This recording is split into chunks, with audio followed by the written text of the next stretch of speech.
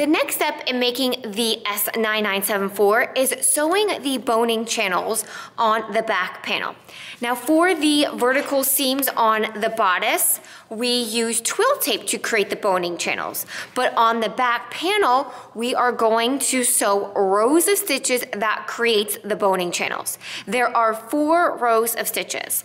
The first one is a 1/16 of an inch away from the center back edge.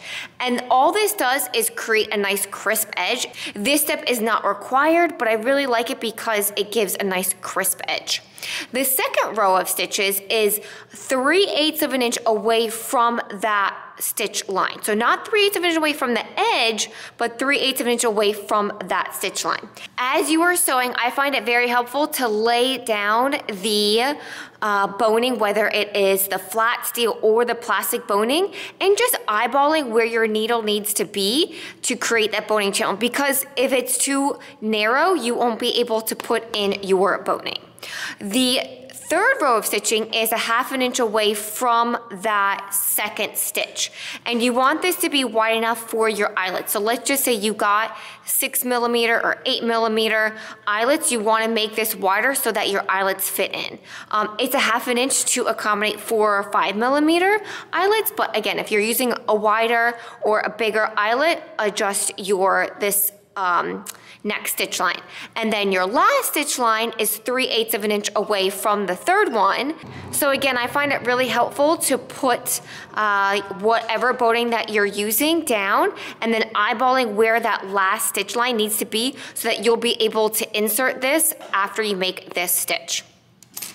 Okay, so now that those boning channels are sewn, the next step is to create your bias binding. Now, if you bought pre-made bias binding, you can skip this step, but if you are making yourself bias bindings, then you will want to sew your bias strips together, and it is super helpful to get one of these bias binding thingamajigs. Yes, that is the technical term, because you just put this in the bias binding maker and then it will fold it for you. So you'll have to iron this down. I'm not gonna iron it on camera, but you would iron that down and that would create your bias bindings. I sewed the bias binding along the top edge of the bodice as well as the shoulder tabs.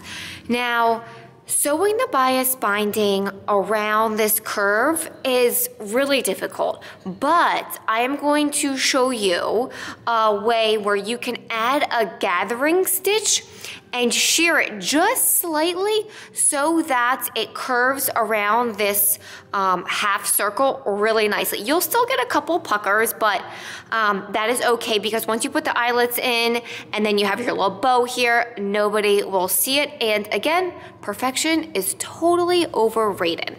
I'm not gonna show you how to add or what method to use for adding your bias binding because there are lots of different methods. You might sew it in 1 pass, you might sew it in 2 pass and sew it so that it's a stitch in the ditch. So I'm gonna leave that up to you. However you want to apply your bias bindings, you can.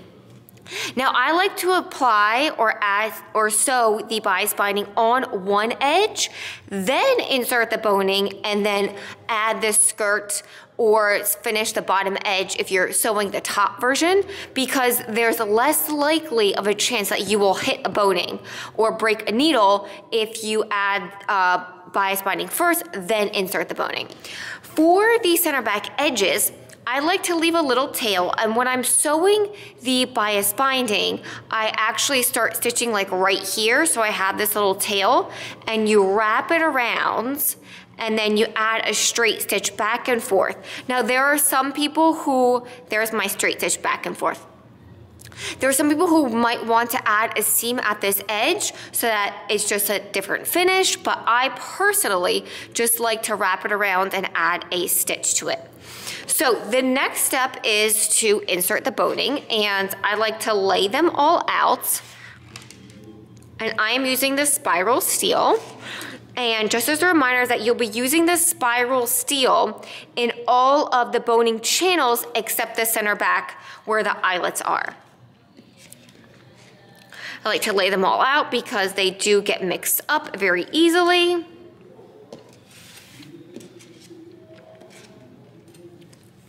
And there should be some wiggle room in the boning channels so that your boning should measure about 3/4 if you're making the dress because you have 5/8 inch seam allowance for that skirt, or a 1/2 inch if you're sewing the top to give a 1/4 inch, just a wiggle room at the top and bottom. You don't want it to be super tight and exact in there because that's when it gets really tight and it's gonna poke through and add tension so that it's not gonna sit really straight.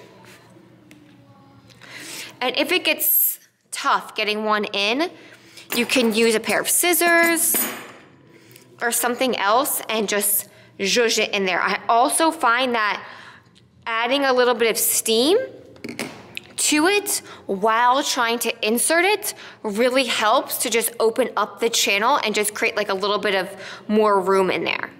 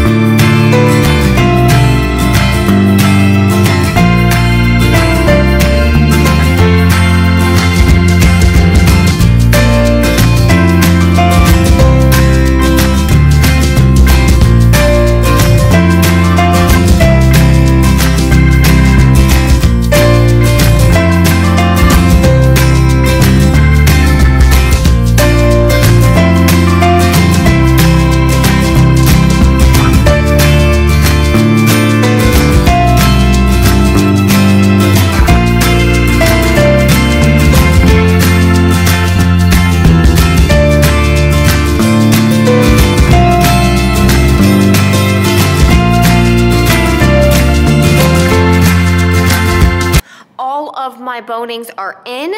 If you are making the top, you will finish the bottom edge with the bias bindings and then add your eyelets and your ties. I will not be going over how to add the eyelets.